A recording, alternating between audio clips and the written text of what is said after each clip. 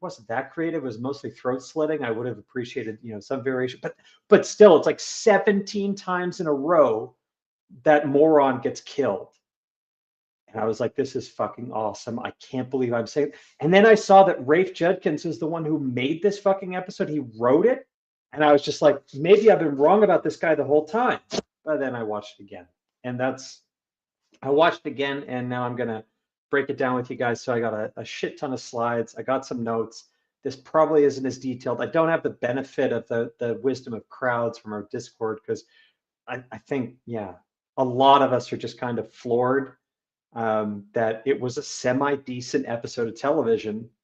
And we weren't expecting that. I think everybody who made a bingo card for season 3 of The Wheel of Prime, nobody had decent episode in one of the blocks. And that's kind of what we got. It wasn't good, but it wasn't fucking dog shit.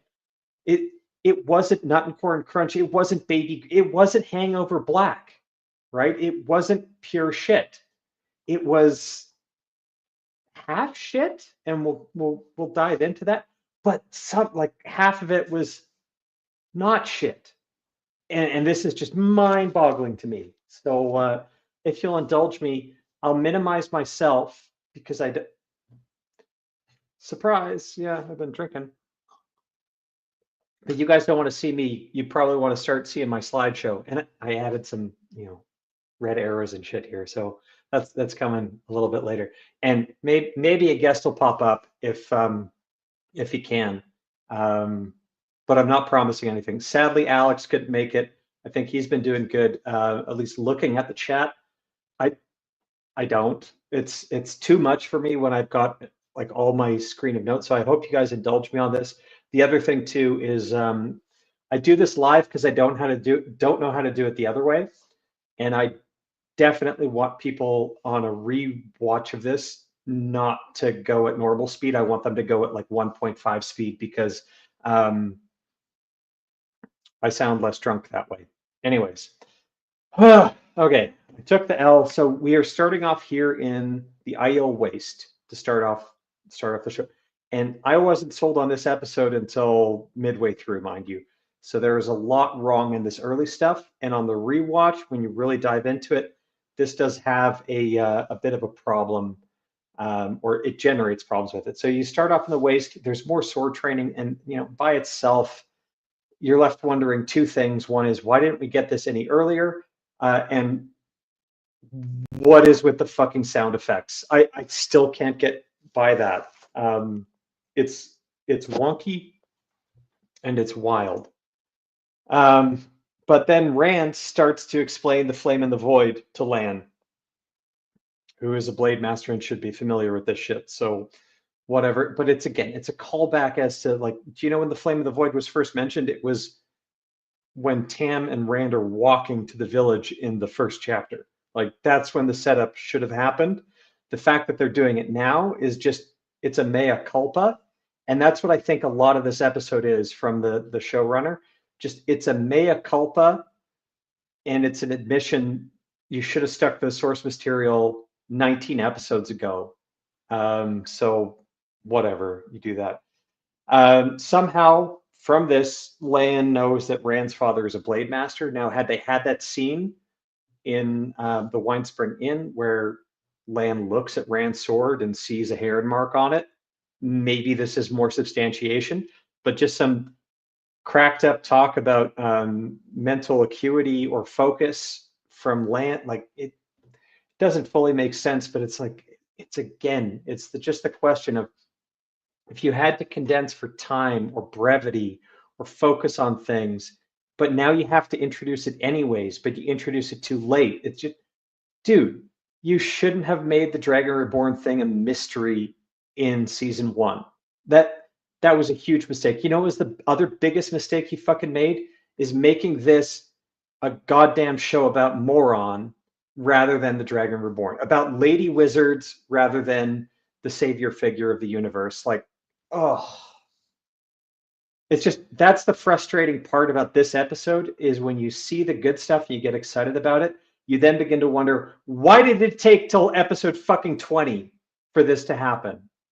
And Anyways, so Land gives some more goofy looks in this scene. It's not bad, but the main message from all of this is it's too little too late. And then we get Egwene, and my boner just died from all of this. So yeah, she says that a watch pot never boils, and then Moron's a bitch to her. So we're back to that. Fuck these two. Like, you gave me, I don't care. I don't care. Just got to point out in the chat, Lady Balefire pointed out -1 if it's good, because then it's an extra insult. True enough. True enough. There's a lot in here where it's just like, if I have to assign points after the fact, it's just, there's a lot of things that I would just give a -1 on.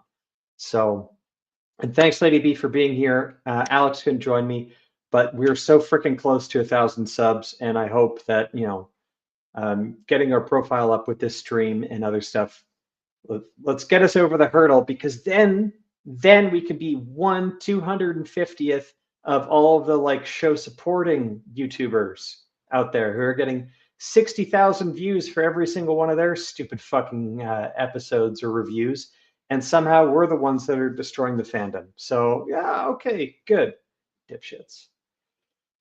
All right, so now we've got a scene where we get a shit ton of exposition dumping amongst the Aiel wise ones. We actually have a whatever. We have a Gaishane, and so they actually show quasi-slavery amongst the Aiel. I didn't think they would.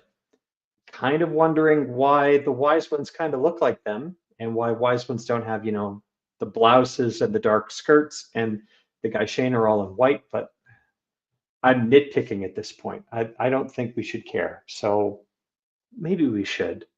You know what? If we had 19 episodes up till this that were in this 5 to 6 tier range, we would be allowed to nitpick on this kind of stuff. Now it's just like, I'm not trying to search for shit that's bad in this. This is just what I do, and it's everywhere. But you'll be floored with the praise that I'll actually give later on in this review, because I haven't done that yet in 4 years. So let's go. So they get it wrong about how making someone Gaishane actually works. You don't make them that by touching them on the arm in battle. It's more like that's dishonorable for them because they were snuck up upon, and a way to lessen their dishonor is to actually go the whole year in a day thing, but whatever. Moron is a bitch to the wise ones, being like, you're ready to answer questions we have no interest in asking, kind of shit. And it's just like, have you never read How to Make Friends at all, moron? Like, anyways, still unlikable. There are lines lifted from the books about their coming to Ruidian. And then for some reason, Melaine tells Moron that she needs to go to Ruidian. Even it was done differently in the books. There was some either message that she should have, or Moraine had deigned something from the Elfin messages or the Elfin visits that she had that she needed to go. But book line ham-fisted in here, done poorly. Whatever, let's move on, because this is probably the worst fucking scene of the season up until this point. So we've got Avienda's apex girl boss scene, and it's fucking stupid. So even though I liked the episode towards the end of it, especially where Moron was getting slaughtered over and over, upon the rewatch, I have to remember that this travesty of a fucking scene made it into the same episode and was written by the same retard. So, and then I have to remember the reason why I liked a lot of the stuff that I liked is because it wasn't written by this retard. It was actually lifted from the books. So I shouldn't be giving credit to someone for doing Control-C, Control-V and pasting that into their screenplay. I should actually be more focused on the stuff they actually inserted. And for that reason, especially down to a 5 at best for this fucking thing. Because what happens immediately after this is Rand has a major toe. Rand was disarmed. He was basically defeated by a chick. His sword is thrown out. And if he was Aiel, he should be asking to be made Gaishane. that's the only thing that could save him at this point, because Avienda just fucking schooled the Karakarn in front of everybody inside of 3 seconds. And I'm just like, were you actually looking for this guy to make him like leader of the Aiel? Because you didn't really help him out here with anything. I'll go out on a limb and say this. If there are a bunch of Aiel who, you know, like lose faith in their whole way, they get the bleakness. That's the term I was looking for.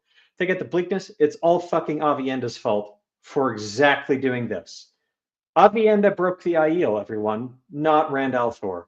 Well done, show. This is fucking dumb. Anyways, Ruark is back. I guess he buried all those tinkers in the previous episode really quick. And then Avienda wants to pick a fight with Lan. And Lan grins. And he's having fun. And then he also gets disarmed by Avienda. It's par for the course. He wears pajamas in every episode. He cried for Steppen. He talks about feelings a lot. He's not Lan from the book, so I don't think we could expect this. And I honestly, at this point, I would have been more shocked if Avienda didn't kick the shit out of him, which he did.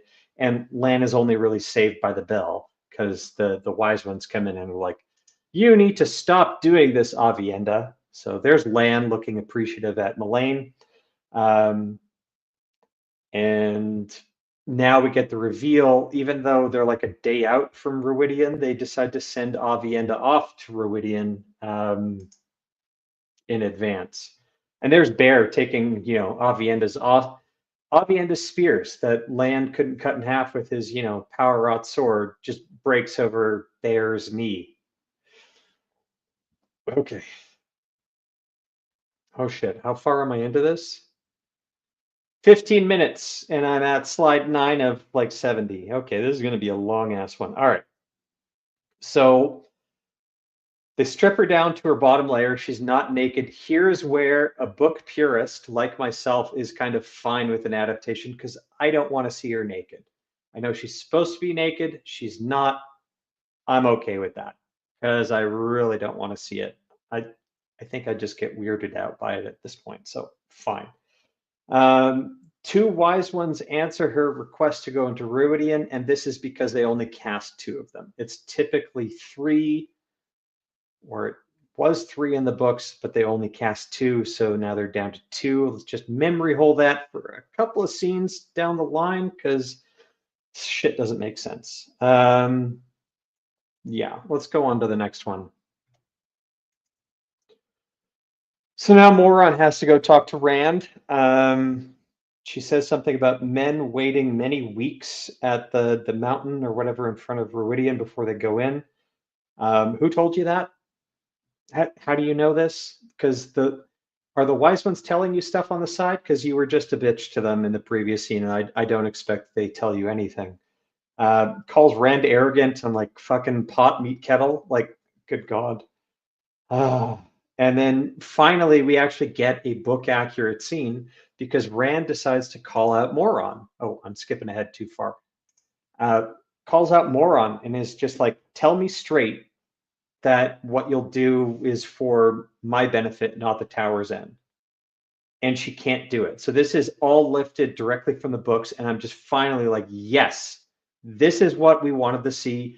This is where it should be at. Rand should not be trusting her. For fuck's sake, she like allied with Lanfear in season, or the opening episode of this season, and he doesn't even know about that. So his suspicions are 100% correct. All this stuff is good, and the thing is, I can't give the writer any credit for this, for the show at least, because the writer was Robert Jordan. All these lines were directly from The Shadow Rising. So okay, good job. You know how to hit Control F, Control V, copy paste. Not Control C, Control V, Control F to search. That doesn't make you a good writer. That makes you a good copier. And in essence, that's what you should be when you're adapting. You should be taking the best of what someone previously had written and just tweaking it a little bit so it works, which is kind of what happens in this episode, but also kind of not. All right. The next one, just so you guys didn't know, that's where the party is, crossing the desert. They're going into Ruidian. Ruark is here. He was actually back in the previous scene where Avienda was schooling the shit out of Lan. So apparently he didn't have a whole lot to bury at the Tinker's dumb scene, but whatever. But they start to talk on their walk. Oh, sorry, went too far ahead. And Ruark straight up says that he can only speak about Ruidian to those who've been to Ruidian. And then he continues to speak about Ruidian to Rand, giving a lot of lore drops. So this is, again, lines from the book, but put in the hands of a retard who can't make sense of it and doesn't recognize what the character said a sentence ago contradicts what he ends up doing in the rest of the scene. Wasn't a 9, that we're getting back down to mid-level. So he even shows, Rourke does, his dragon tattoo. Like, he does this in the books, but it's like in answer to a question. Here he's offering information to someone who's asking, and he just said, I can't tell you about it because you haven't been there, but whatever. And then Rand, like, they even note it's the people of the dragon. Rourke says that the card will be marked twice. So this was something that was discovered when Rand shows up that was never actually mentioned to him. He, in fact, completely forgets that he should be marked, or he didn't know about it until he comes back from Ruidian, shows one of the markings, and then the wise ones roll their eyes and tell him to remove both sleeves. So whatever. Ruark is giving more info than was ever done in the books, precisely to someone that he said he couldn't talk to about it. Great. And they also say he who comes with the dawn. So what was the problem with saying that their prophecy was for he who comes with the dawn the whole time? Why did they keep all this Karakar bullshit? Because that's not who the prophecy is about. Just so happens that he who comes with the dawn becomes the chief of chiefs. But they don't know that until he actually fucking shows up. So JFC, whatever. And I also have to kind of ask, like, did Rand get his second Heron brand yet? Or forget about it. Twice and twice will he be marked. We don't do prophecies in the show unless we do, and then whatever. Okay, so they all show up at Ruidian, and then, wait, what's over there? What's like 50 feet to the right of us that we didn't see as we were hiking up? It's the Shido. Also, it looks like the sun. Okay, weird lighting. And then, yeah, definitely filmed on different days, different times of day. So whatever. So the Shido are literally right over there. They all dress in black and they have black tints. How convenient. So the Sith kind of come up and they're pretty mean about it. And fuck me. All right. Remember, nothing good has happened in this episode yet. And this is what we get. We get not even Cleopatra. Like, this is not, what's her face? I don't want to look it up, but someone who played Cleopatra was big in Hollywood. This is more ostentatious. Kind of fits for Savannah, but at the same time, it doesn't. This is just dumb. So we move inside the tents, and Savannah mentions things like she's married to a new man, and he happens to be the father of Muradin and Couladin. So Savannah has now become the stepmom. Okay, I see where you're going with this. I see where, yeah, we're getting into stepmom porn. Yeah, okay. Yeah, that's coming. We can look forward to that. So Bear says that she and Mullane are enough to say yes or no for someone wanting to enter Ruidian. And I'm left asking, who let Muradin get into Ruidian if they finally showed up? Are there more wise ones amongst the Shido Aiel? Why aren't they here?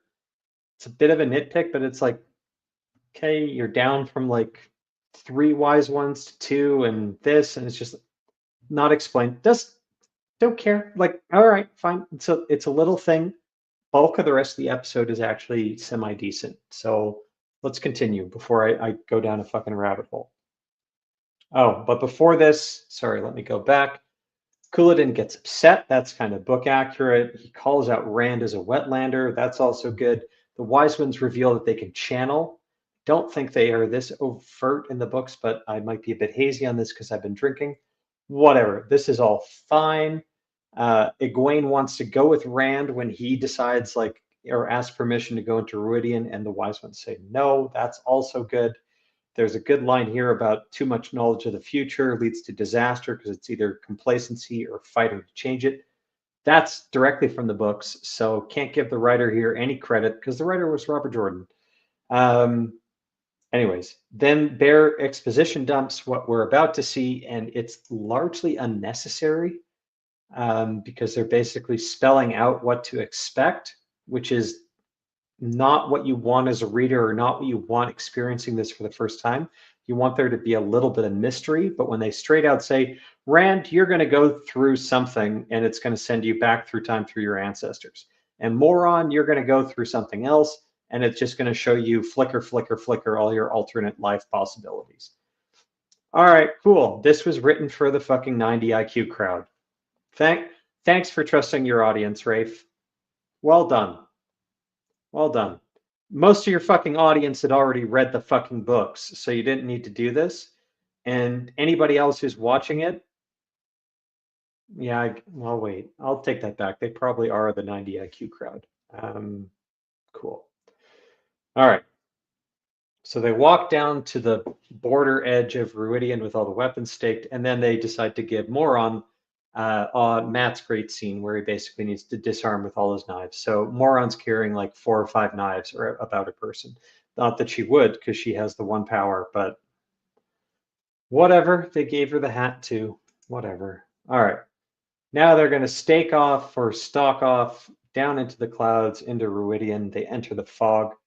The architecture, I guess it's mostly okay. You can kind of see where they're going to go through the gate. I don't know if you guys can pick up my cursor when I'm doing this. Maybe, maybe not, but it's like right there-ish in the middle. And that's where these 2 statues are.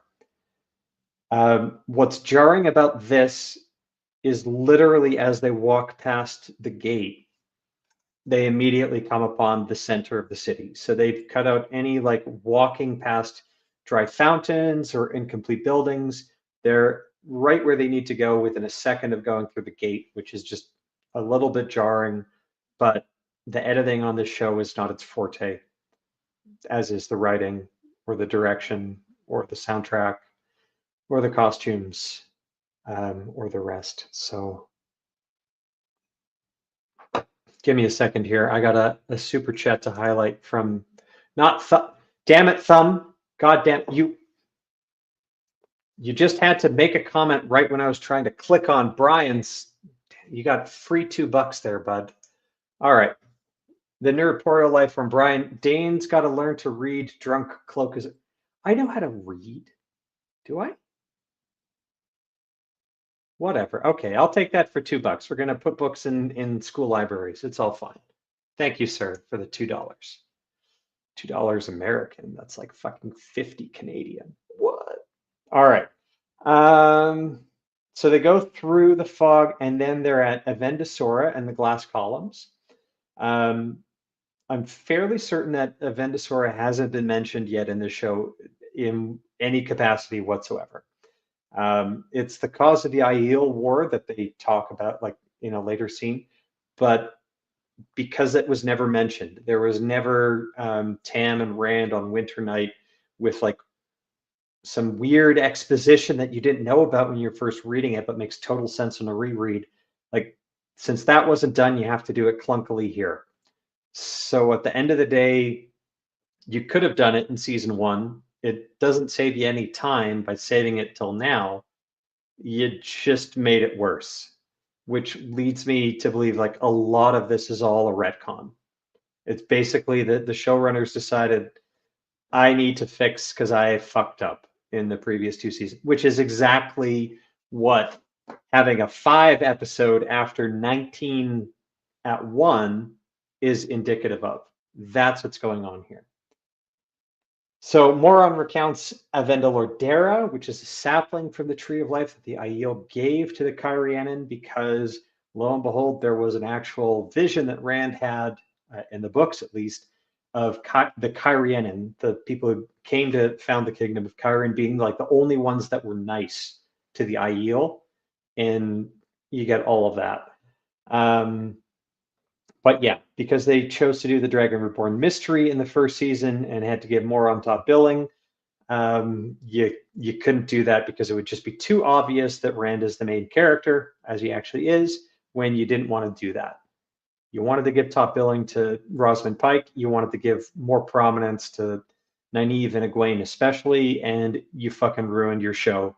And this is too little, too late again.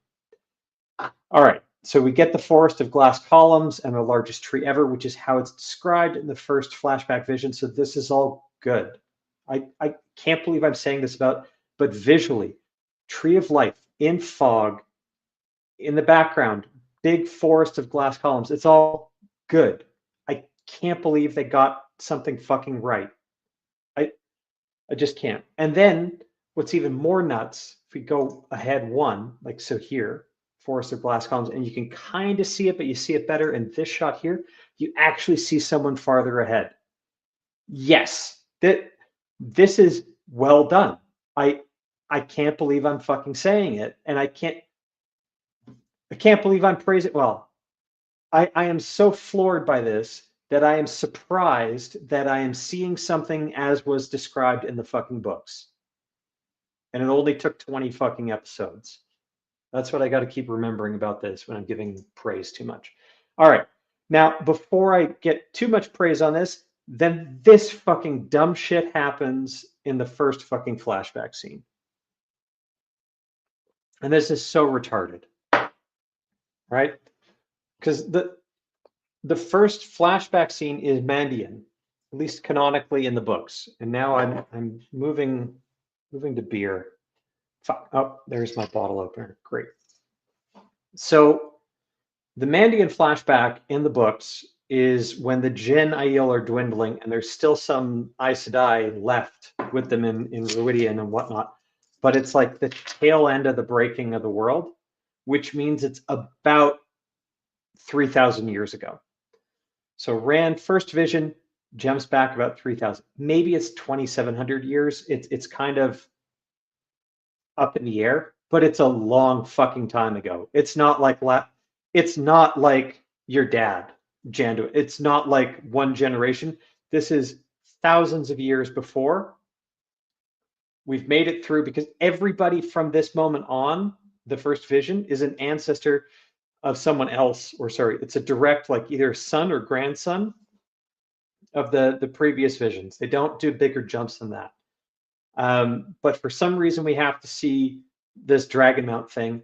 And the only reason I can think why they did this is because they didn't want to do a telling section in a later episode where Rand asks the wise ones about his own ancestry. So this is the first time you can see this fucking show in this season actively trying to show and not tell.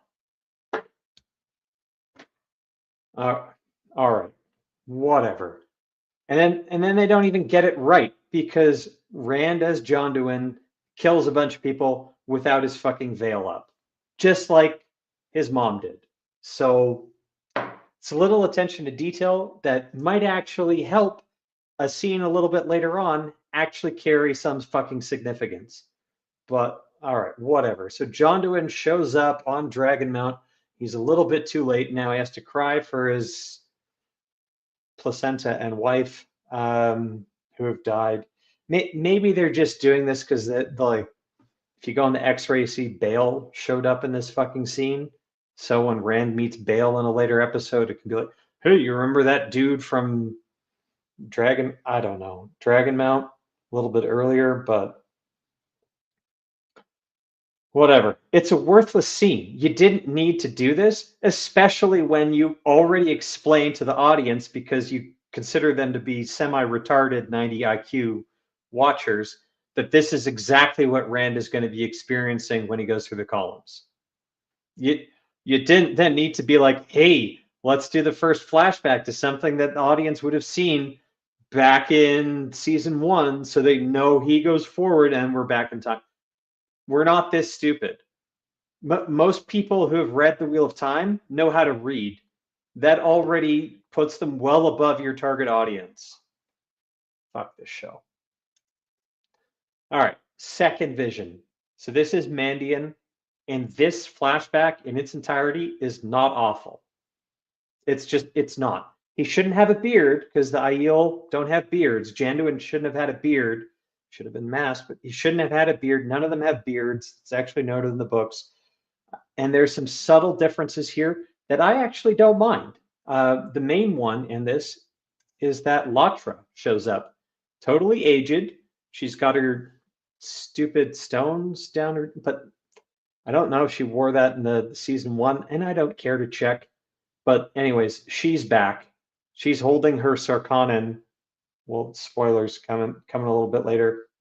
And she says mostly lore accurate and book accurate things. But the Jin Aiel are dying.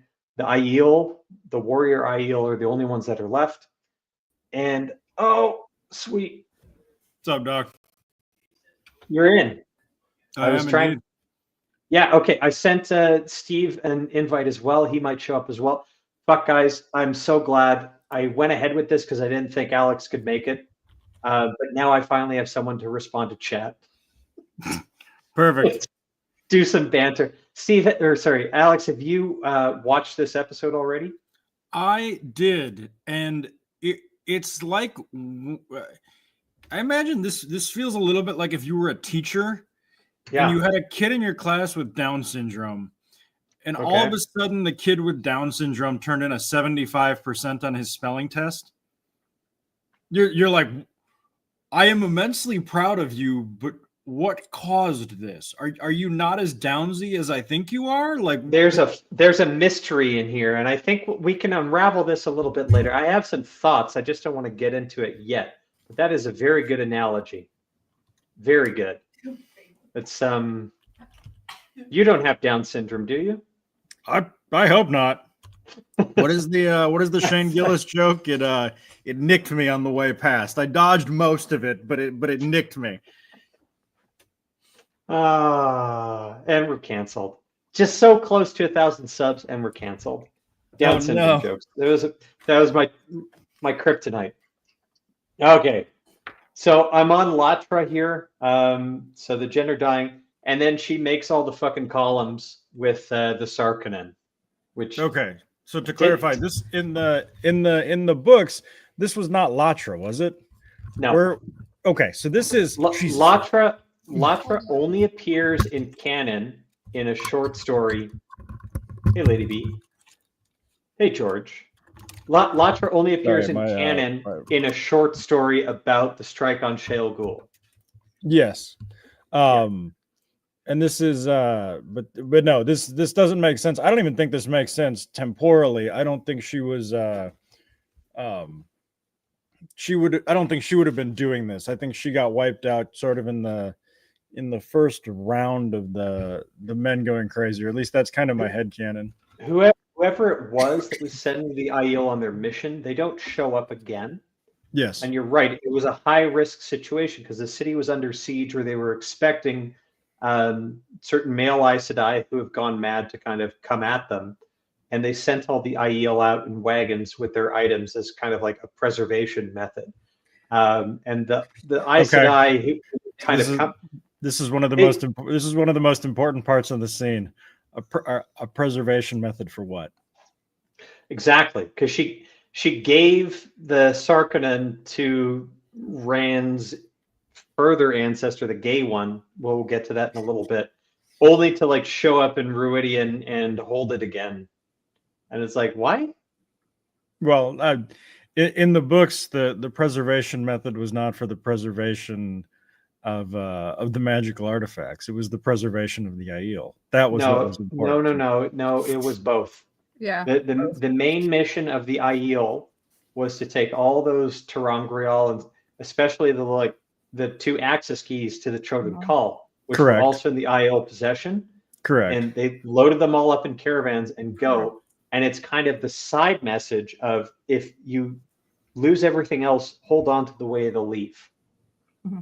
But correct. It was one but that wasn't their priority. The whole reason why the Daishan Aiel were tasked with this mission in the books was to take all these items and get them out to safety and keep moving, right? They didn't give the Aiel a destination when they set them off because the whole world was breaking apart. But why did they? Why did they send safety and movement? Okay, but why did they send the Aiel and not channelers?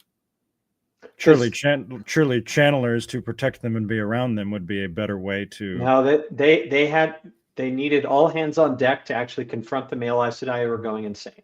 I think that was actually what happened. Like, I remember that. That's actually the book accurate, the book canon. That's what's going on. So let's take these items. And I will argue with you with this off stream. Yeah. No. Okay. No worries about derailing. Okay.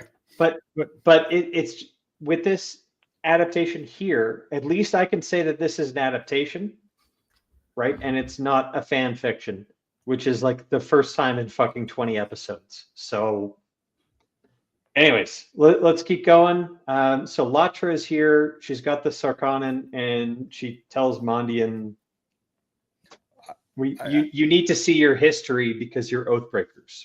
That's all fine. Nope. This is all close. I genuinely appreciate that they realized they fucked up by making Latra a huge bitch in season 1, and they're like, we gotta soften this a little bit. And I'm sorry, I don't think that happens here. I think that happens later on. But they do realize maybe we overplayed our hand on that feminist bullshit. Indeed, and I got something to say at the appropriate time on that. So then we got the Hobbits. What the fuck? The Hobbits.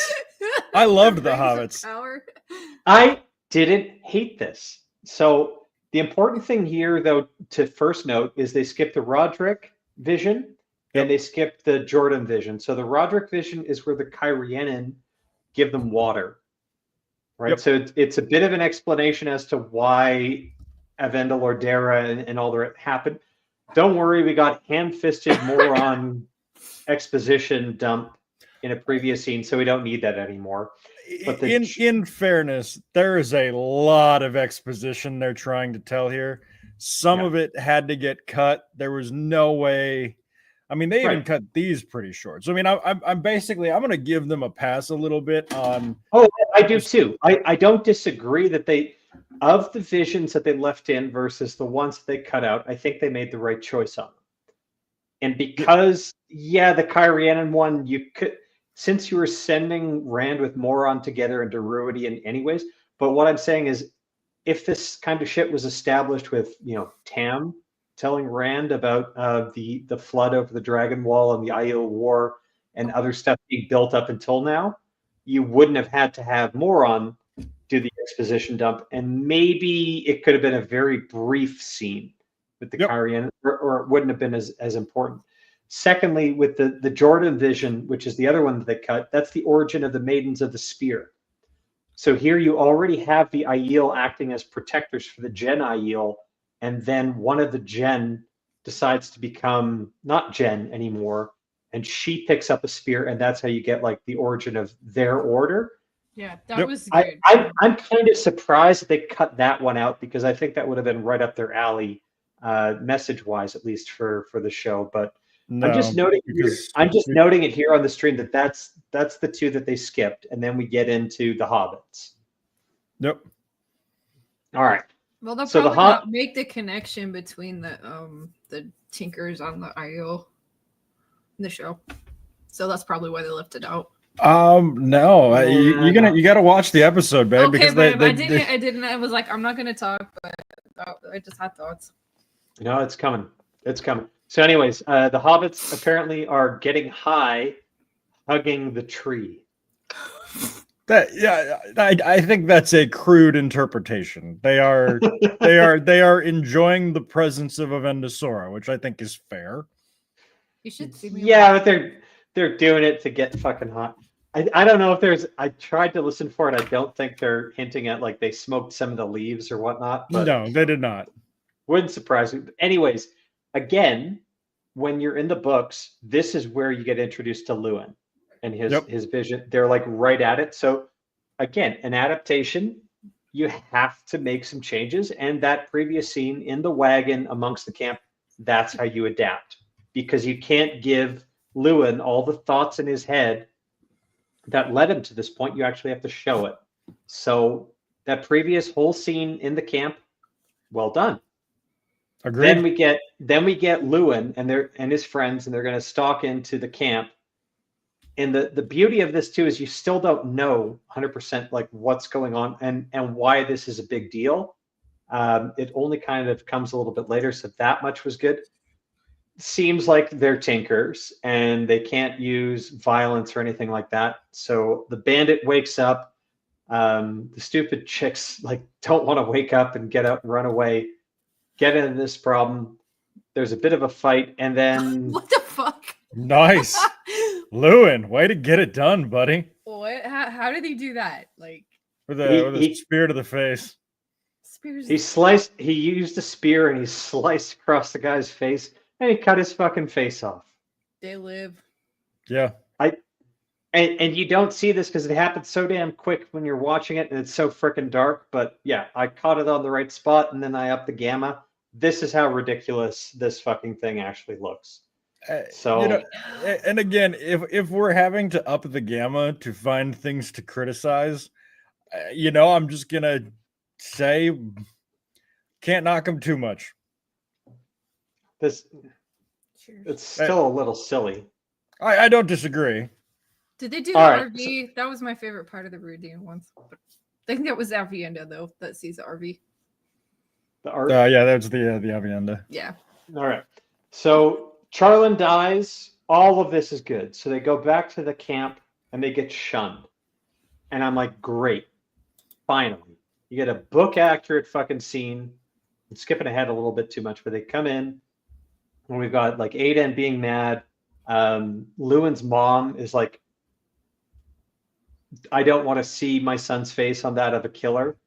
Yep. Put your veil up. All that stuff is great. I would have loved actually a couple more things from the books about Lewin shouting like "I am Aiel," but since they didn't do the previous flashback where there are Aiel with weapons defending what have become the Gen Aiel, maybe it doesn't matter too much. I'm at this point. I'm indulging myself in like, all right, great, but this is what I would have loved to see on top of this. Yep. I'm just floored and happy that I'm seeing this at all. Right. Yeah.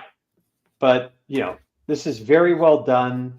The hiding of faces behind veils, though, this would have meant something if we actually saw scenes where they do this all the time when they do violence. Mm-hmm. Because we just saw Janduin with his fucking face undone and Shail or Tigraine in season 1, like not using the veil either. So whatever. The other thing that I'll note at this point, my immediate thought was these last couple of flashbacks is proof positive that Stradowski is a better actor than Rosamund Pike. Yes. And I give them credit, or at least I give them credit for not ruining it, because there's very much a Boys to Warriors arc with this flashback. So they seem to at least understand a little bit that there's some value to this. Because this was really good. The you know, when they're masking up and he basically says, you know, we will protect them. I was like, damn, rock and roll. Am I watching like a high tea show here? Like men doing something. Men doing things? What on earth happened? Like, am I watching the right show? But this gets back to like the creative choices of this program from the beginning, where they've been on the record saying if you've got a star like Rosamund Pike, you can't put her on the fucking sidelines. You should have, because you found this guy who had not been in anything other than crappy Dutch productions that I don't even watch, even though I could understand it. You should watch Hoogleviers. It's good. Like, I'm not going to watch Hoogvliegers. I'm just not. It's not that good.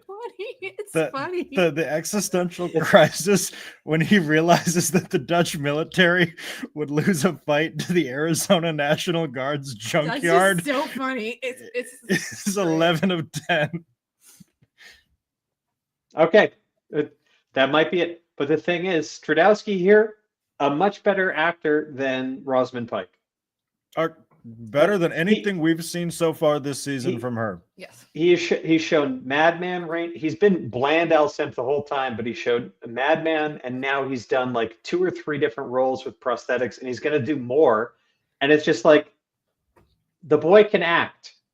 And you fucking sat him on the sidelines, and you decided to elevate Rosamund Pike. This is exactly like if Star Wars had signed up, like got all their actors, and they made Obi-Wan Kenobi because it was played by Alec Guinness, the main lead.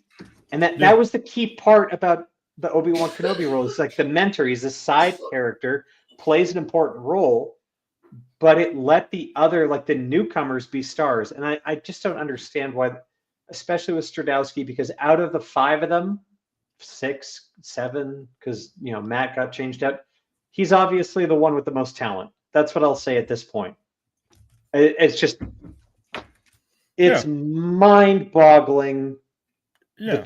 When you see this, it makes the decisions that were made in the previous 2 seasons even more ludicrous. But I agree. Let's move on, because we got like 5 minutes of stuff that wasn't total dog shit, and now we got some dog shit. So we're unfortunately I'm sorry. No, Rand is done for the season. So is Matt. They're both benched for the rest of the season. You're not getting. Well, this was their episode. Matt'll be in a dress. That's true. We are going to get Matt in a dress. And Chico Pride. Yeah. So we cut back to Moron. She steals the Sarkonen.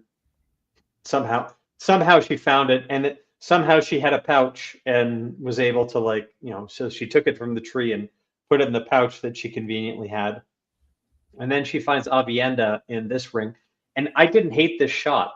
In fact, I thought, why wasn't this 3-ring ter'angreal what the accepted test 3 arches should have looked like? Something similar to this. Yeah. Why wouldn't they be designed similarly on account of they do? You know what?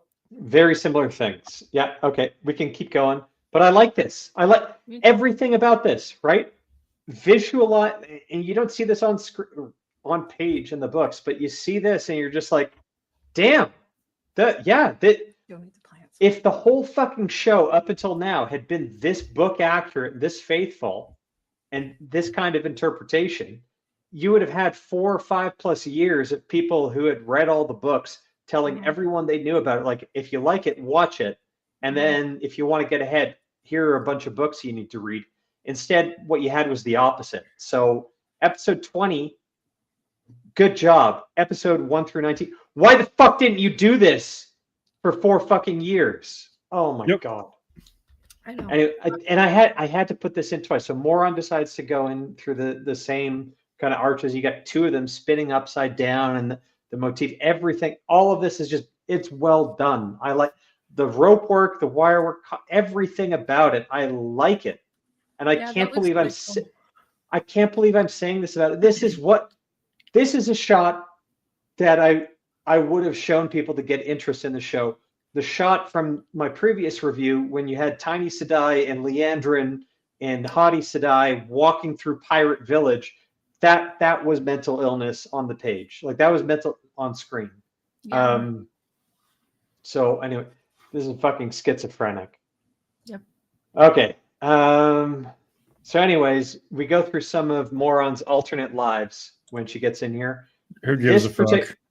Well, yes and no, because this I needed to flip this. This was an upside down shot, and I flipped it right side up for this. But you've straight up got Moron using the 1 power as a weapon in the hall of the tower, slitting Rand's throat in front of everyone. Are we sure it was? Are we sure it was the 1 power, and they just didn't forget to put in a sword? It was the 1 power. You can kind of see at the edge there. It's a weave. It's an air distortion. Okay, because all the channelers are using swords now, so it's kind of confusing. I know, but on this, again, it's like you pay some attention to detail. You've read the books again for like a couple of chapters, and you're like, okay, this is going to inspire a scene. And then within seconds, you do the fucking opposite again. Where even though this is like a 5-second vision of Moron doing something.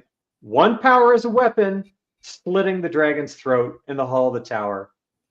One power is what she's oath bound to not be able to do this. And I don't know how to describe. It's maybe the Down syndrome thing is right, but I don't think so. It's just the good stuff came from the books. And it's because he was too lazy or realized he should copy pasta what he had. And then anything he does originally is just, it's fucking room temperature IQ in Celsius is how bad this fucking is. Like, I don't get it. All right. So first she was in a fish hut. Then she uses the one power as a weapon and it's dumb. Then she releases Lan from his bond. Then we see one of Moron bonding Rand. Then we see one with Lan in CGI flames. This was killing me. The CGI was awful. Like, this was worse than like 2000 Spider-Man. Like, Tobey Maguire's Spider-Man looked better than this. And this is the same fucking production that later on we have the Kolam Dawn blowing up and a rift in the sky, and that actually looks good. That looked incredible. I was blown away by how good that looked. What the fuck is going on? How can this production be this schizophrenic? It doesn't make any sense. You know why they did it is because none of this has any impact on the rest of the story, and so it's like they have nothing to lose to adapt it. And so maybe there was someone that wanted to do it. We were thinking that maybe it was ghost written by Brandon Sanderson. Well, could be. No. There's just nothing to lose by actually following the books. Like, oh, we could have done it, but we didn't. I'll get to what my theory about this whole thing is a little bit later. Okay. But this is just from a visuals perspective. It's like, what? Why? Like, if you knew it was going to look this shitty, and it's only a couple seconds of screen time, and you're just flipping the screen over and over, why do you even include this when it looks this awful? Right, because I thought Lan was about to turn into the Human Torch here for a minute. I know, and then we got Rand dying in the waste, and Moron is Amerlin. Then Moron kills Rand with the one power again. Oh, I didn't bother to capture that one. And then you've also got Moron kneeling to Rand as the dragon. So those were her quick flashes. Then let's get back to Rand and his visions. So a good thing that they did, Muradin. So Rand is now caught up to him, and he's got the furrows in his face because he can't see the truth. I like it. It's like you took a book moment that I wanted to see, and you fucking did it. Shouldn't have a beard. All right, whatever.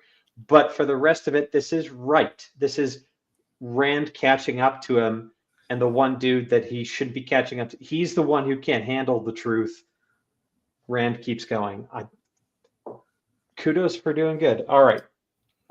So now we've got the Adon visions, although they call him Jonai in this one. So they're mixing some things up, but it's fine because Jonai's vision technically happened before Adon's one. This is where you get the Ogier visit the wagons, and you have a big lore dump about the breaking. But it's Adon who in the books is where you get the seminal event, is the splitting of the Tuatha'an from the Aiel. So again, before there was the breaking of the Way of the Leaf, before that there was the breaking of the Aiel who stayed true to the Way of the Leaf, but abandoned their mission to the Aes Sedai, and those who did both. So that's why the Tuatha'an still hold to the Way of the Leaf throughout, while most of the Aiel did not. There are not enough extras in this because it seems like Jonai here and his grandson, they're the only ones left, and everybody else fucks off. Yep. It's just like, no, that's not good, and it's not a good visual, because it now implies that, like, okay, so these two make it over the spine of the world, and they just happen to hook up with all the other Aiel who didn't participate in this breaking of ways or what. It's not good. The other thing that's not good is Jonai, Adon, he should be fucking furious with these people. Yes. So this should be kind of an aftermath setting, but then people are not all the wagons, but some of them, just throwing precious items from the wagons, potentially breaking them. This guy should be going among them, what are you doing? And someone should be throwing a chora tree, and it should, like, the dirt and everything should be scattering. What are you doing? And someone should basically be like, we're emptying these wagons, we're taking them, we're done with this mission, we're off to go sing. And this dude should not be like, you'll be welcome to our fires kind of shit. He should be like, you are lost. You are lost ones forever. You abandon your oaths, and basically cursing them to high heaven.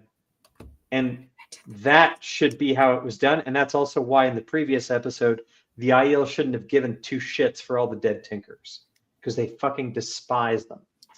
Yep, and I would go so far as to say one thing that did annoy me is I feel like we missed kind of a lot of the dramatic changes caused by the breaking. Like, I know in one of the visions there's a ton of, like, they live in the snow, and like I was expecting, like, you know, we were gonna get a snow world and a lava world and a, you know, a rainforest world and desert world. We didn't get that. I was, you know, I would have liked to have seen that, but I also know there are limited production budgets. You know, if we got to cut something, fine. I didn't need my snow world or my lava world. Are those the burnt out wagons from last episode? They kind of look like it, don't they? We'll let it slide. We're not purists. Yeah. We're not that anal. It's not that bad. I can suspend my disbelief. I might be, but it's just like, all right. He says we bury our dead and go on. It's just like, start mentioning the Way of the Leaf. Start mentioning like the Aes Sedai quest and other stuff. Stop injecting your own shit into this. It's just like, I don't want to say it's fully Uncanny Valley, but it's getting close to this. I honestly, I'm still just floored that we're getting these visions in the first place. Yeah. Anyways, wasn't that? I also could have done with an older kid, because the kid in the vision is older. He's like an adult basically, and apparently they just made him a little kid because it was Rosamund Pike's son. All right, thanks, Alex. Oh, just a minor nitpick. I mean, we can let it go. It's fine. Hey, George. All right, so now we're in a full-on Age of Legends vision. This should technically be Jonai as a young man of 63, but this is the one where they don't actually mention what his fucking name is. But now we have Latra. Latra coming back. So this is what I thought was Darth Rand. It's actually Gay Rand. Fuck. How is he an ancestor if he's gay? Like, it's an uncle. It's not a direct descendant. Okay. I assume we'll get to that because I have a good argument for it. So, anyways, so Latra is out there. We actually have a bunch of chora trees. So if we see all the potted stuff down the hallway, those are the chora saplings. And I'm like, all right, finally we got something of attention to detail. Right, it's Age of Legends, and they should be planted everywhere and like on the big parkways or whatnot. But they did their best for the scene they wanted to create, and yeah, they're ubiquitous and they're everywhere. And then, okay, to advance the plot, they give this dude the Sarkonnen, made only for women, which is the Sa'angreal that's the most powerful one in existence. Oh, wait, I went too far. They literally said it. So we have no Chodan Call.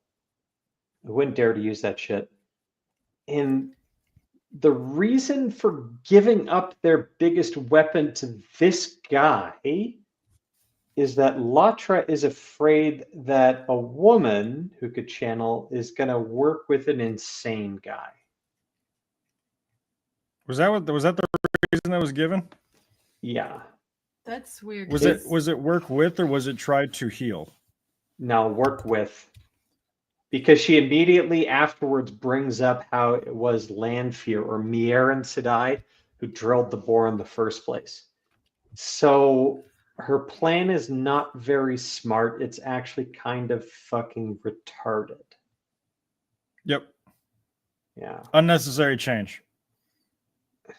And it didn't need to be like this, right? You could have had Kalendor on a table and the Dragon Banner, a bunch of other things, setting up the Eye of the World, because they never did the Eye of the World as it was supposed to be done, and it didn't have to be this, and then Choden Call is something different. Oh my fucking God. It's just, yeah. So they remind us it was, thankfully though, they do say that it was Maren Sedai, aka Lanfear, that drilled the bore. So we're distracted from the fact that this is a retarded plan by the fact that they are now retconning their own lore to be more book accurate, which we can give them credit for. So they're finally fixing it. It would be cool if we saw Lanfear. But wait, you're gonna get that. Anyways, at this point in my notes, this is where I had to stop and like, all right, here's my interlude, and I'll explain to you guys what I think is going on. So Pips and Steve were on super early this morning. I caught that stream in the gym. I was absolutely amazed how much all of our thoughts aligned. I'm not going to claim that like this is an original thought for me because they helped influence what I was thinking, but it was uncanny. It's like everything I was thinking in the hour before I got to the gym and then seeing it, it's like we're on the same page here. They even mentioned it. This is Ragnar Rafe's Hail Mary. He's desperately trying to save the show by appealing to book fans, by creating a somewhat book accurate episode in the middle of this to bring people back, because he knows his show is probably in all likelihood going to get canceled. And because he doesn't have a God of War or any other project as an outlet for him, he's fucking done. Who's going to hire him after this? A year ago when he had God of War to go to, yeah, he wouldn't have given a shit. Now it's like, what do I do? Well, maybe I can write an episode halfway book accurate. That's his fucking plan here. And all this I almost don't.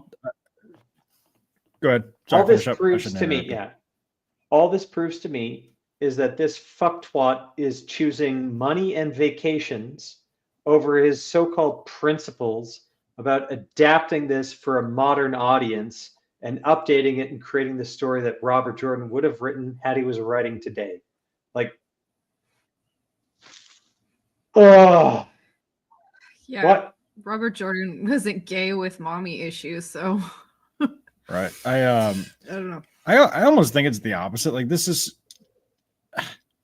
it's almost like, and if I had to guess, I would say they got the notes from season 1. The focus group said every man on earth hates this.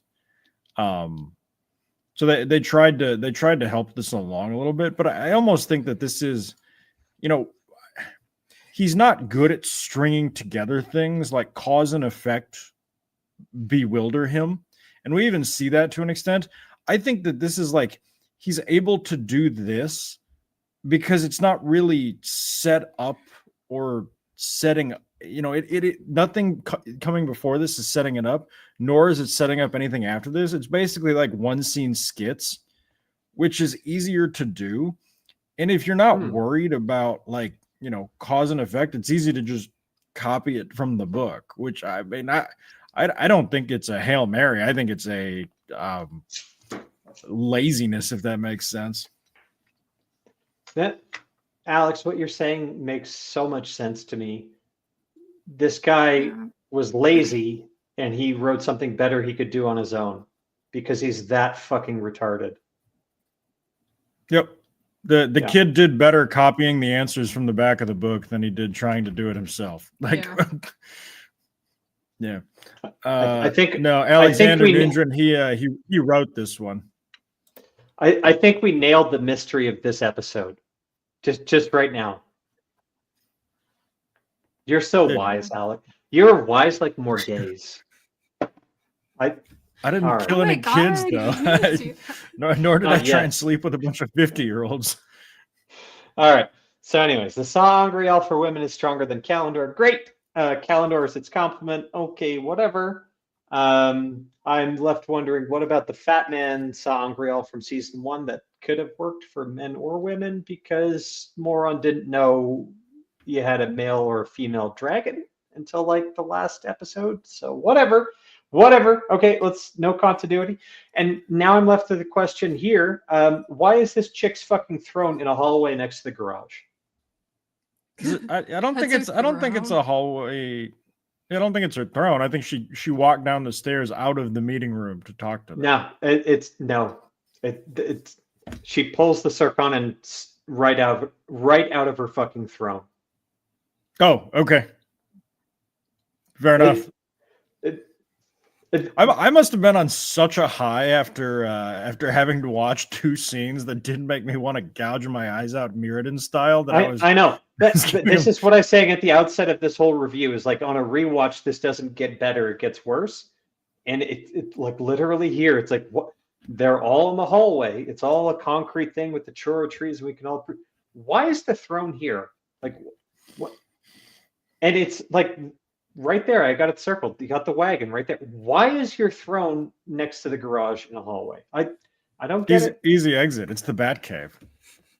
No, I don't know. Anyways, let's keep going. The comedic wheels absolutely killed me. You know what this reminds me of? Remember Rhaenyra's Airstream in House of the Dragon? I didn't watch that. You did. I made you watch it. I memory hold it. I don't know. Airstream? Yeah, it was this big ugly carriage and it was like sort of metallic like that, but it was rounded like an Airstream trailer. It was ridiculous. And I'm like, it's huge. And anyways. Yeah. They leave on these horse-drawn carriages and they're trying to make it look sophisticated. It does not work. No. They have flying cars. Why are we taking horses? Okay, I'm just gonna say here though, like a lot of people have griped about this particular scene. I applaud the show for taking 52 minutes to inject their gay shit into the episode. I was surprised it didn't happen earlier. So that's the one thing. The other thing I think we all need to be mindful of is we should not presume that this is Eros. Right? Okay. This could just be a deep friendship. Right? This could be a Sam and Frodo on caravan. No, it's not. Caravan setting up. And you know what? Those are not matching wedding rings, Alex. Those are BFF rings. And just so you know, yours is in the mail. Okay. I applaud the show for having the courage to give Jonai a fat gay Indian lover. That was inspiring. Just because they love each other doesn't mean that they're fucking each other, Alex. God okay. Damn it. Okay. After all, if that was the case, how the fuck would there actually be a descendant that turned into Rand? Maybe he's bisexual, Dain. Oh my god. Jonai had a brother, okay? Leave it alone. Maybe it was a throuple. It's Rand's uncle. Don't presume. All right. Okay, we get this silly shot of all these wagons leaving the city. They built a city wall with a whole bunch of wagon exits. It's pretty dumb. Honestly, you know what it looks like to me? This looks like the ancient Well, it looks extremely like Feldara, where all the horses ran into. But I was gonna say this looks like a toll booth in Chicago, the 8-lane toll booth. They all just swiped their cards and were allowed to go free. Yeah, but I do want to give them credit. The shit in the background here, the fire tornadoes and the lightning in the background, and what it should be. But what shouldn't be is let's send all of our wagons off in different directions because we have a circular wall around this fucking city. More to the point, why do you have so many points of egress and into your city wall? And the other thing it's trying to do is establish a quasi techno archaic fusion of the future, right? Where the reason why you had horse-drawn carriages in the scene in the books is because all the show wings and the Joe cars and nothing else would work anymore. All the technology was falling apart because it was one power dependent or Saidin dependent, or it was just post-apocalyptic, and they were going back in technology. What you get in the show here, the horse-drawn stuff, and then in the further flashback where they're reaping the hay or the wheat or whatever with like scythes. That doesn't make fucking sense, but we'll get to that. Had like broke down cars. That would have been cool. We'll get to that. Yeah. All right. I'm going to skip ahead. Fine. Yeah. Manduin gouging out his fucking eyes. Perfect. Well done. The previous scene, not so well done because you injected the gay shit, even though it was probably just Frodo and Sam being the best friends forever. But this, all right. Good work. Good work, show. You dipped down a little bit. Now you're maintaining that 5. Well done. Now we've got Goatee Rand. Yeah, we don't have a name. We don't have a name for this guy. No, we didn't have a name for the last guy. We didn't have one for this guy. Elijah Wood. Yeah, kind of. Not even. This is like Star Trek in a mirror darkly. So I was expecting this guy to be evil, but he wasn't. George, what did you do? George, I don't know. He knows Leander and is back there, and he's trying to root out dark friends. Good. And chop up plants. All right. So this is the last vision. We get the drilling of the boar and the seed saying. So these are the Charn visions from the books. So you got Goatee Rand, and what's fucking awesome about this, you get the Column Dawn, and I'm just like, this is a fucking cool shot. Yep. I mean, I'm not going to think about Rebel Moon, but it's cool. Right. Now, Rebel Moon or what's that video game or whatever, but Wheel of Time was first. Like as described in the books of a floating sphere in the sky, research institute, like this was first, and this was well done. And it actually looks really, really good from a CGI point of view. I can't believe I'm saying this, but it's just like, how the fuck did you fuck up this bad in the first 19 episodes only to do this? I'm like your analogy earlier. I'm like, I thought you had Down syndrome, and now you turned in not, 75% on your English test, you turned in fucking 100. This is nuts. And the other thing that they do good too is like, so Charn did not meet with Mirren Sedai, but they decided to do that. So this is a change you'd expect in an adaptation, especially if you had the character before. Go ahead and do this. This kind of interaction dialogue, this is fine. This is good. This is great. I don't mind these types of changes because it's still in keeping with the story as established and the theme and the spirit of the books. No problem here. That outfit, though, what the fuck is he wearing? Oh my god. It's getting close, but go ahead, Alex. So one might argue that there is thematics in well, how did we release evil? Well, we tried to usurp the male-feminine divide. We tried to go beyond the gender realism into something that one might call post-genderist, transgender concept. Which I think they still do in the dialogue, at least coming up. Did they? Okay, I didn't catch that. I was okay. So, because she basically explains, like, we're at the part of the pattern that is thinnest, and we're going to try and access a power that can be used by men or women. So, again, it's lore accurate, it's book accurate, and I'm fucking floored at this point. But after the first season, like when they said that there's no difference. I know. Power. I know. But the thing is, they're retconning because they realized that their first season was so fucking this is the Hail Mary theory, right? They realize that they fucked up, and they're desperately trying to get book fans back into the show by retconning stuff and saying, well, no, we didn't overtly destroy the show the canon in the first season. We were ambiguous about it because it was 3,000 years after the fact and no one really knew. But anyways, neither here nor there. What kind of pulled me out on the second watch for this is you got a lady in a literal floating fucking sphere research institute above the ground saying, if we can tap this power that we're going to access, you won't have to harvest fucking hay by hand. See, I'm pretty sure fucking Combine is invented before a floating fucking sphere. Well, and that's and what this was. I almost like this because this to me was the uh, another thing that Robert Jordan was famous for. The absurdity and the misunderstanding and the real life dumbassery of academics and scientists. Because she says this, and Sharon looks at her like and basically says, "Wait, you think they're out there with the scythes because we don't have combines? Like, no, they have a connection to the land. They have a connection to their work. It makes them happy." So Maybe. That's a defense here, but he does basically laugh at her and is like, "What are you talking about?" No.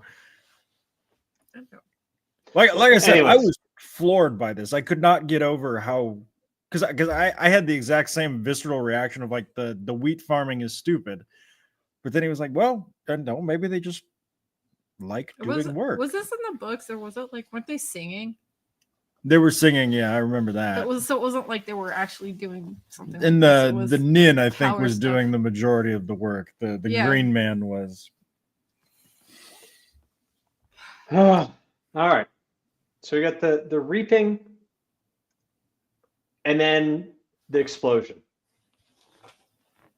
I like this, right? So you've got it kind of tilted and whatnot, and then even from this it gets better, right?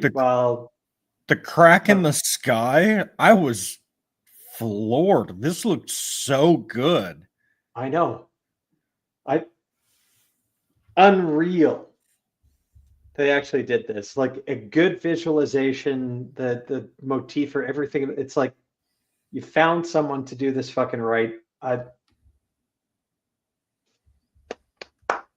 Yeah, like Rafe Judkins, allow me to retract my previous statements, several of them about you. You apparently have read the books. Someone read the books. Apparently you are. That's what I'll say. Someone read the books, and someone on this staff is not entirely retarded. Right. When you get out of your way, apparently you can write an episode. I mean, it's still retarded half the time. Like, this means nothing to me. In fact, this makes me feel worse because it just shows how malicious they are. They don't give a shit. Yep. This is a great comment. That's the main message. Is basically, and I was saving this for the end, but yes, if this is what they could have done, it is proof positive that the only reason episodes 1 through 19 of the show were as shitty as they were is because of intent. Yep. Right. And the intent was purely on malice. And I'll say that I've said it before and I'll say it again. The people making this show, their biggest fucking problem is that if there was a character within Robert Jordan's world that could channel Dain, was a male, and then decided to stand up and say, I identify as a woman, but then couldn't channel Saidar and not go insane, they didn't have an answer for that. They were so full on with the fucking gender mental illness bullshit that encapsulates our society today that they literally should not have been put within 50 fucking yards of this IP. And they were. Or a school. Or a school, yeah. Or a school, or, you know what, anywhere outside of a mental institution. That's in my opinion.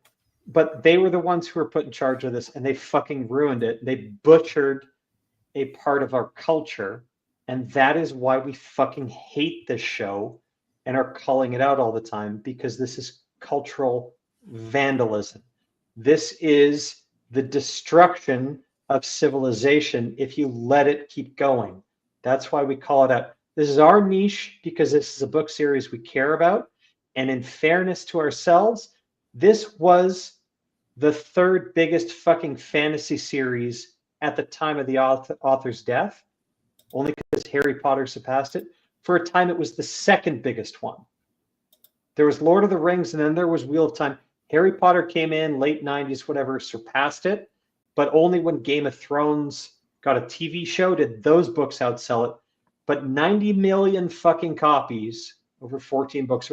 This was, it still is, in the top 5 fantasy properties in existence. Yeah. So it is a major cultural piece of work, and you cannot sit by and let it get desecrated by insane people.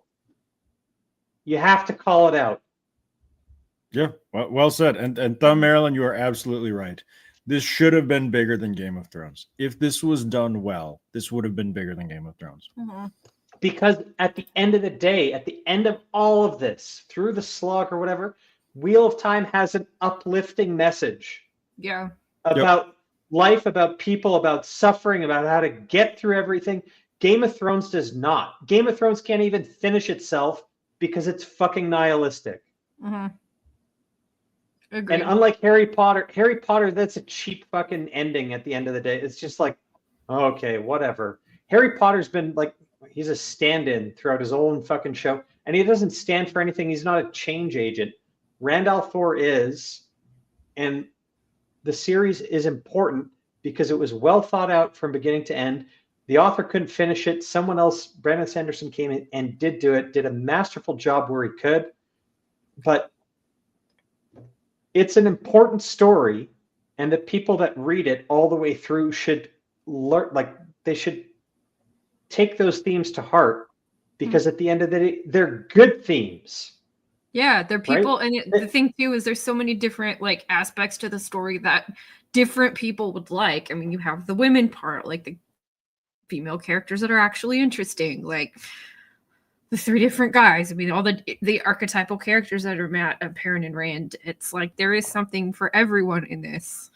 There's even some mild political intrigue that it's big enough, right? It's big enough for everyone, but at the end of the day, it's a positive, uplifting story. Absolutely. Right? Yep. That's why I like it so much. And it's not a nihilistic story that can't get finished because it's too fucking nihilistic. So and it doesn't have to be dark to make a point. Yeah. Yep. I also think I think you mentioned Harry Potter, and I sent this up. Jesus, George, you're lucky I'm wearing jeans. George, come here. The Harry Potter of Rand, or the Harry Potterification of Rand, must stop. Yeah. You know, the Harry Potter as a main character was just a guy that things happened to, especially in the movies. That is not Rand. So the show, its biggest flaw may be that the Harry Potterification of Rand.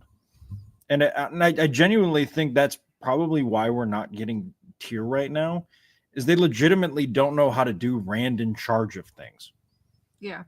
On top of them not wanting to let Rand be in charge of things because of politics. But yes, if I could tell Rafe Judkins one thing about this show other than go fuck yourself, it would be Rand is not Harry Potter. Stop treating him like it. I'd say go fuck yourself a second time, but that's just me. Well, that's oh yeah. Are we in the 2 bullets in the elevator problem? All right, I've only got a couple more of these slides left, but let's go through. That was a good sidebar. So Rand makes it out of his visions, and we get his dragon tattoos coming that we knew were coming because Roar couldn't keep his mouth shut about stuff he shouldn't say to people who hadn't been to Rhuidean.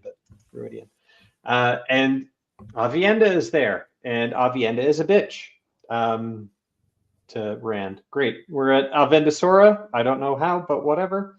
And these dragon markings are goofy with what the fuck? They're so bad. They're so bad. Draw that? Like what? What's going on, man? Hey. What is the eye? Is it like wait? Did the dragon tattoos are bad? No way. You're wrong.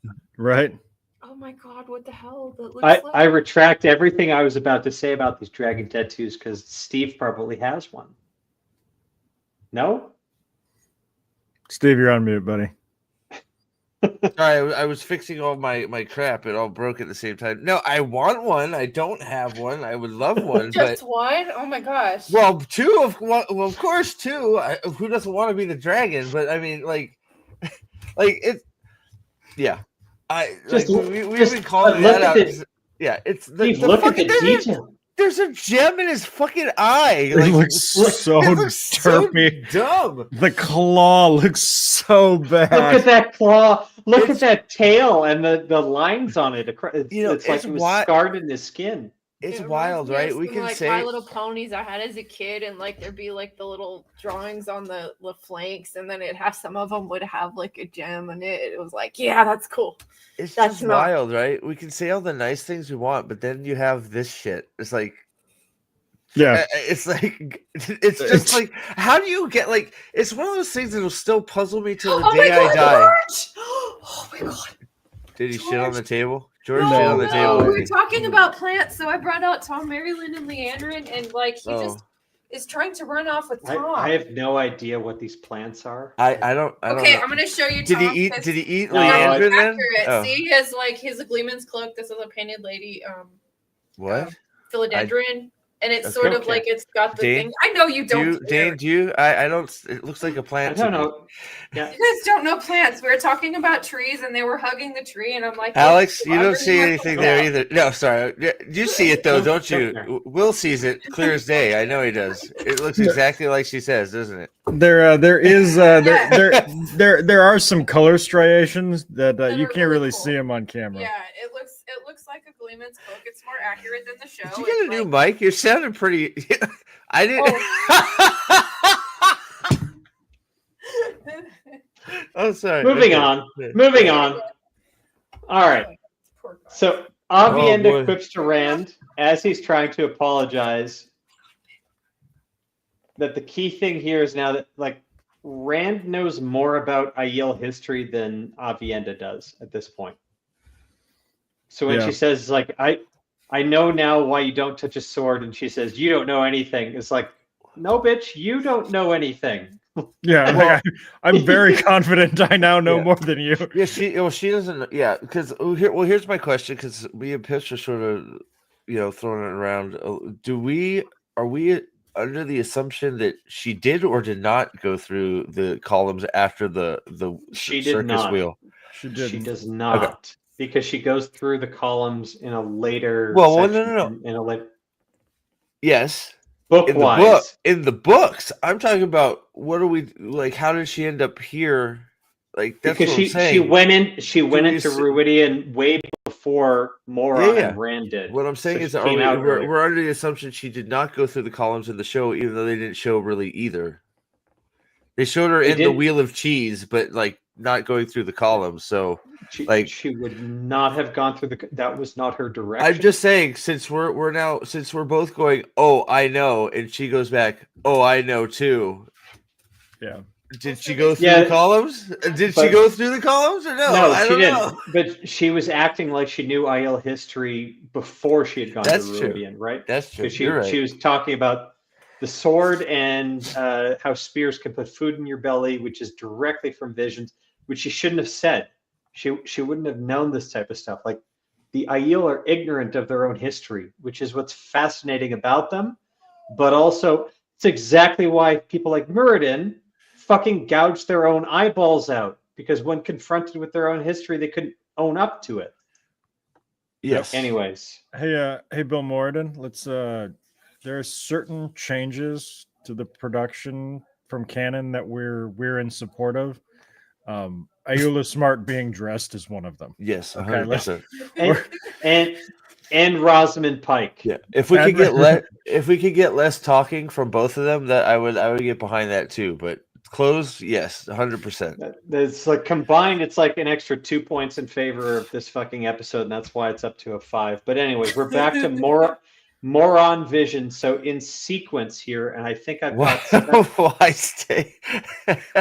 I've got several of them. I don't think Rand's gonna have to be worried about being in love with any women at this point. Like Egwene eventually is gonna leave him too, so Yeah. I've already been seeing the Min is asexual flag getting banded about. Oh god. Oh, I could have called that like last season. All right, wait, fuck. You guys ready for this? You guys ready for this? Min's a penguin, but okay, sorry. So, Moron's visions. Okay, so in sequence we've got all the evil.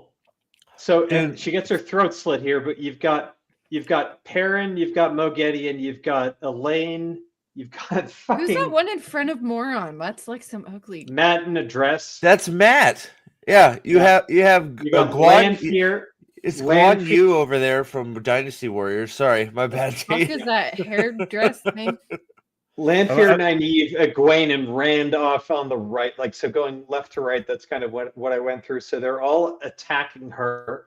And I didn't catch it because I don't fucking care, but Lanfear slashes her throat and she dies. And then it gets even worse somehow because here you've got Rand on top of Moron and they're fucking banging. Yes. Well, we saw that.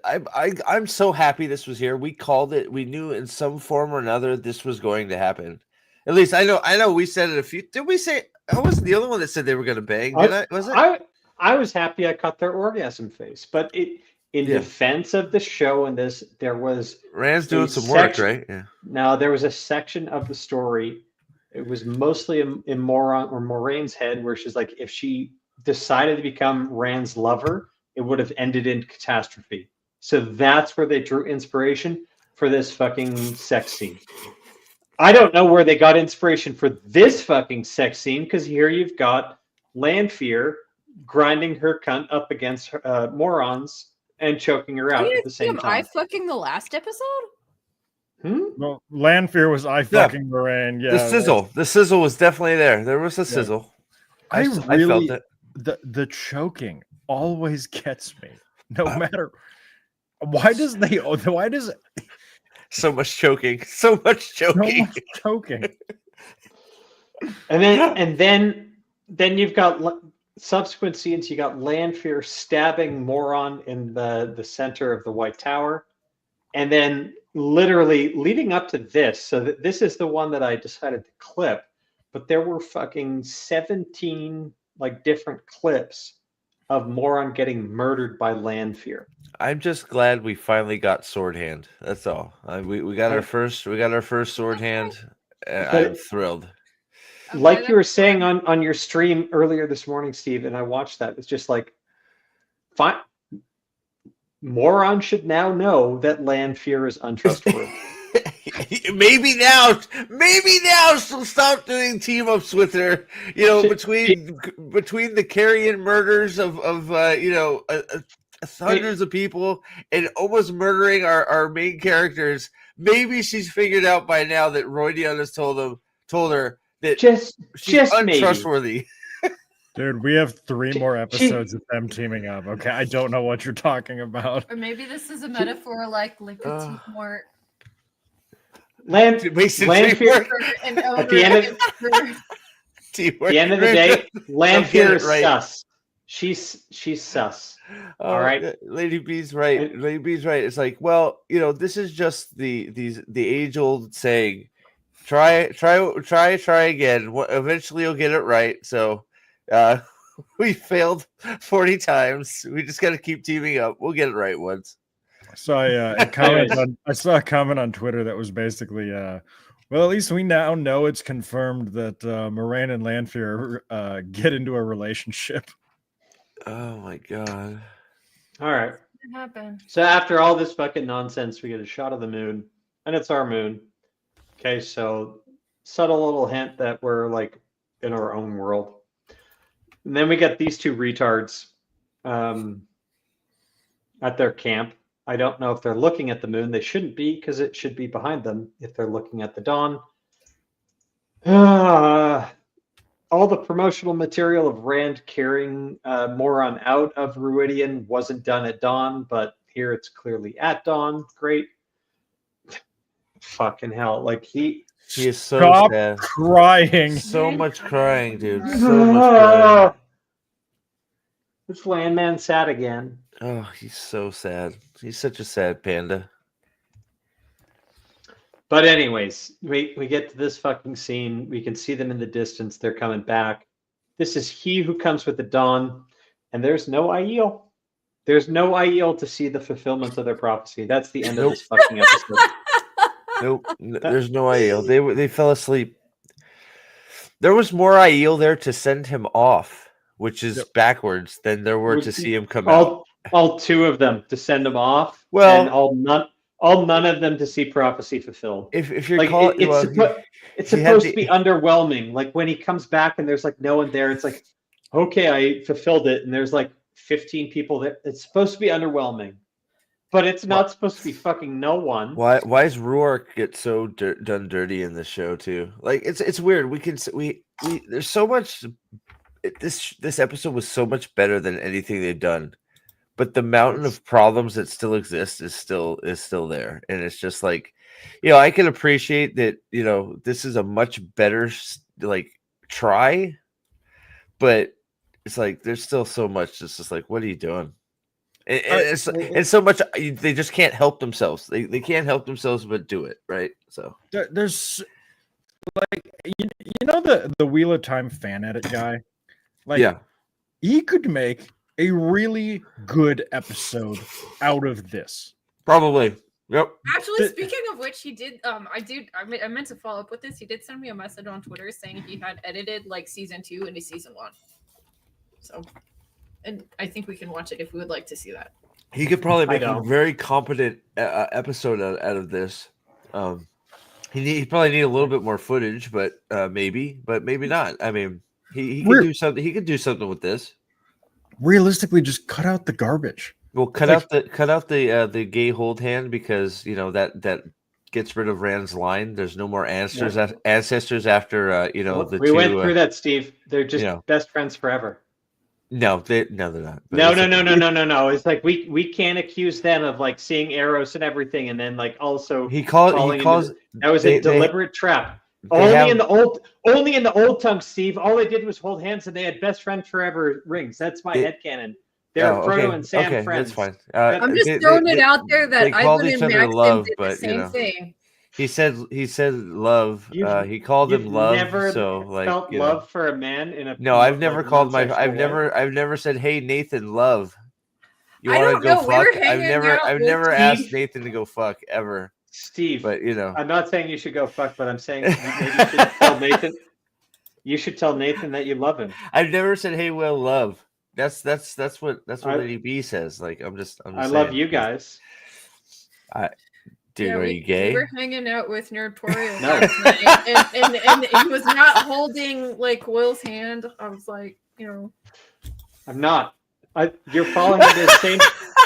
Steve, you're falling into the same trap as all these show defenders. Falling into the same trap.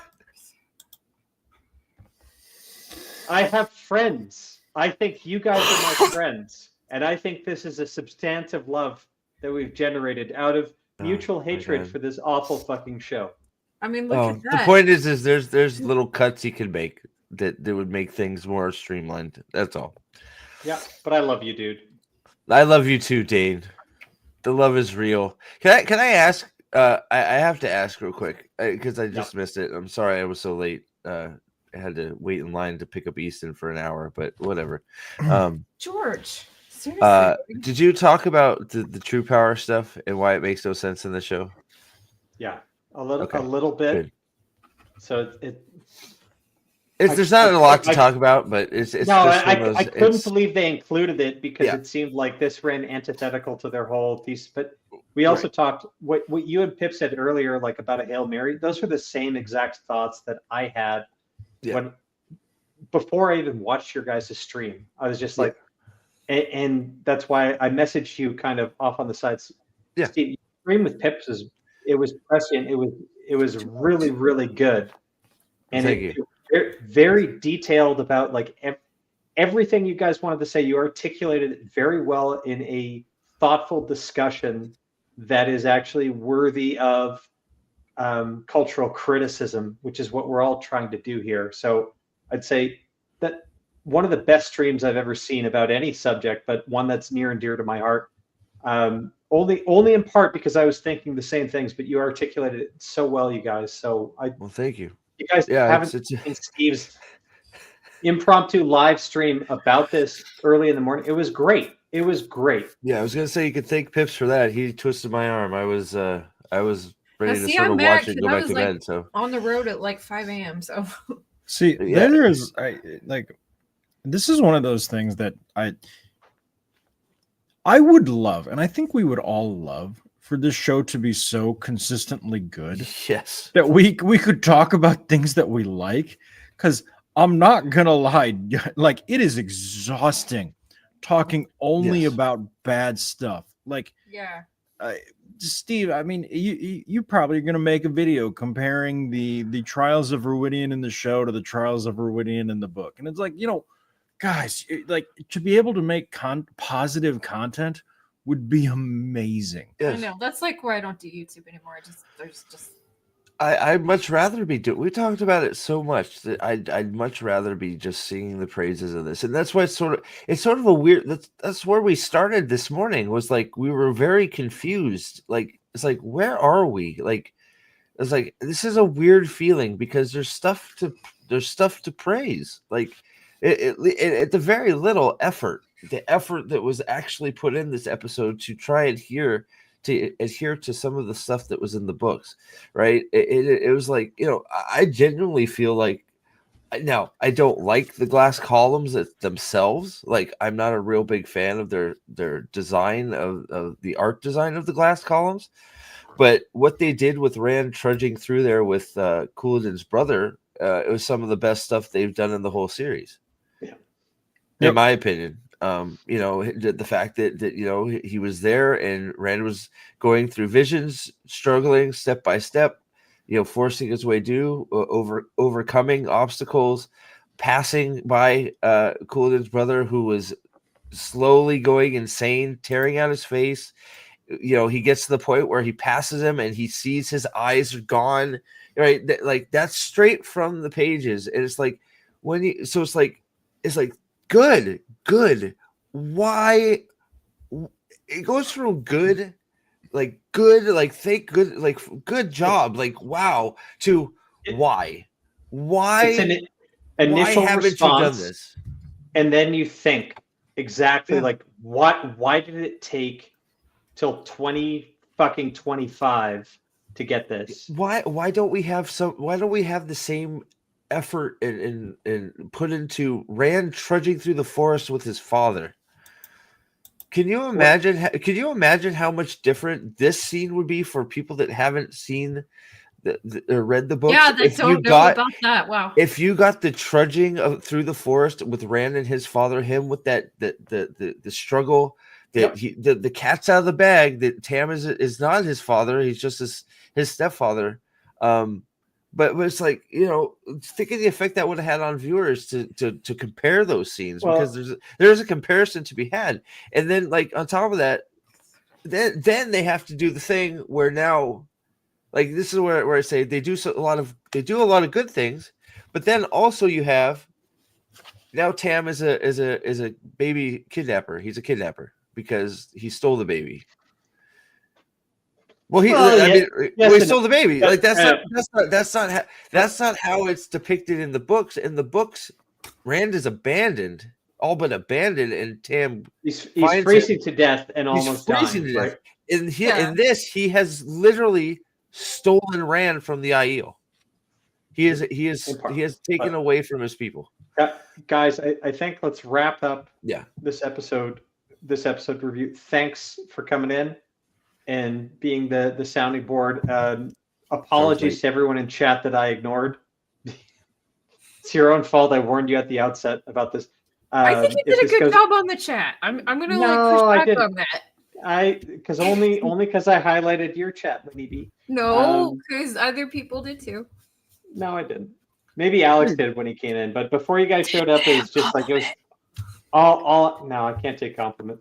So I think the main takeaway from this particular episode is we were floored that we actually got an attempt. A ham-fisted, in hindsight, a kind of shitty, there are problems all over the place kind of attempt to adapt it.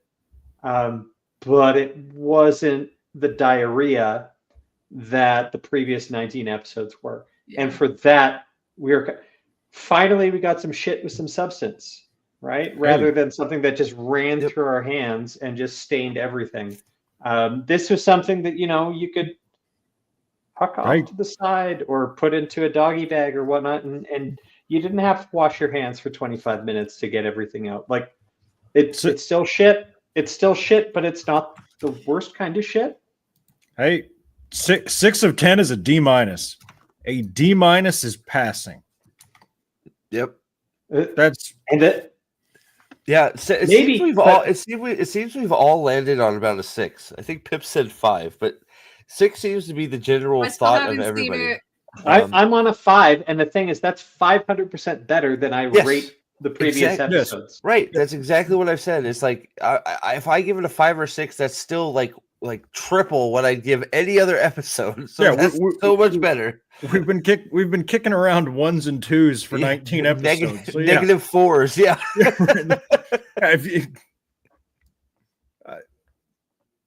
Wow.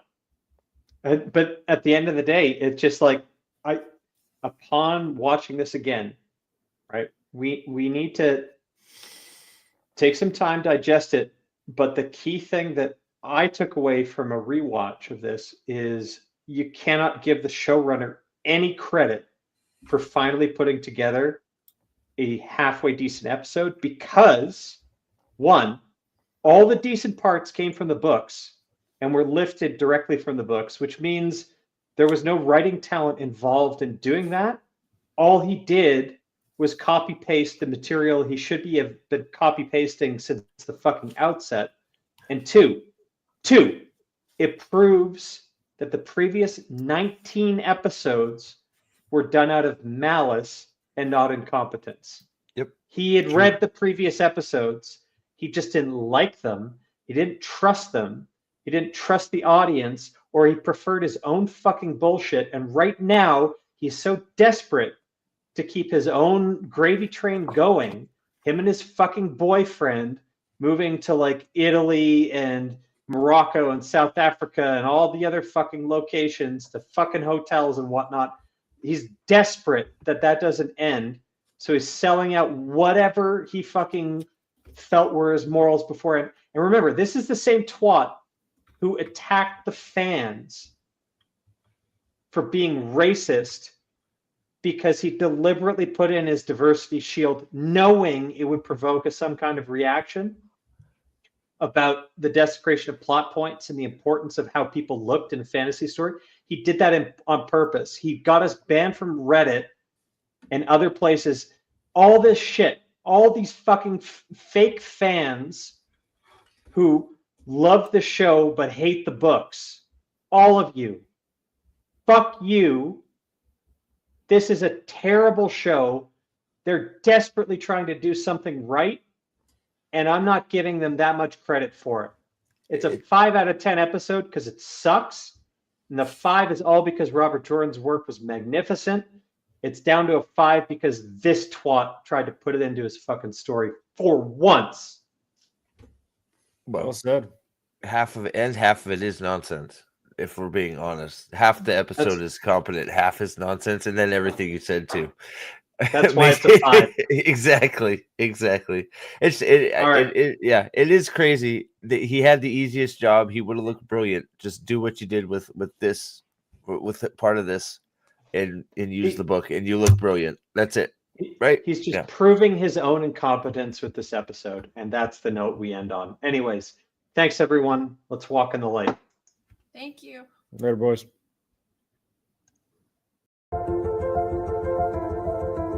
The wheel of time turns and ages come and pass, leaving memories that become legend.